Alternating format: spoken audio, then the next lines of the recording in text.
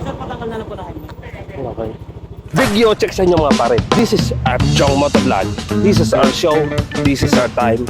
It's show time. Hi mga ka-Erp, isang road trip na naman mula kay Erp Chong Motovlog. Kaya naman kahit tanghaling tapat, hindi natin nahayaan ang ganitong pagkakataon dahil isa tayo sa naimbitahan ng Enchanted Kingdom dito sa may Santa Rosa, Laguna. Kaya naman sa sobrang excited ko, napaaga ata ako ng dating. Pero okay lang yan. Pangatlong pagkakataon ko na nga pala ito para makapasok sa Enchanted Kingdom. Ikaw Erp, pang ilan mo na? Comment mo nga sa ibaba.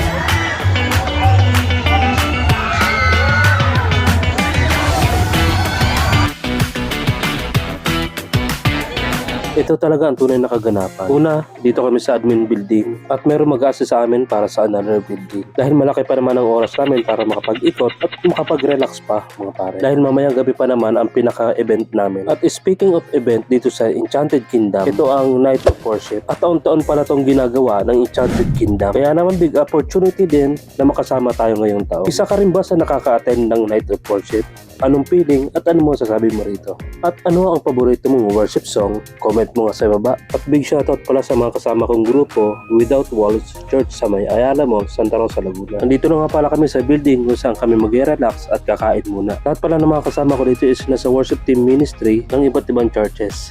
At pagkatapos nga namin kumain at makapag-relax, dito naman kami ngayon sa event center para makapag-sound checking ng kasama kong banda. And big shoutout nga rin pala sa nagpairam sa akin ng keyboard at kay Kuya Kiko. Chord Cross 1 pala ang ginamit ko dito. Napaka-solid. Maraming salamat po. At kung isa ka sa naka-attend ng Night of Worship, brother, comment mo nga dito sa ibaba. At kung hindi naman, I hope next year makasama ka. God bless and thank you. Once again, this is Erp Chong Motovlog. I love worship. To God be all the glory.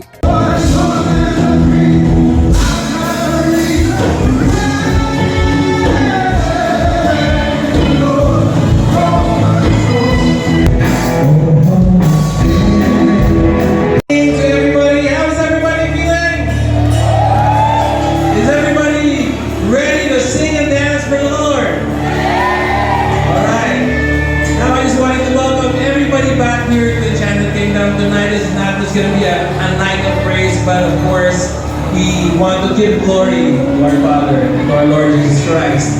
And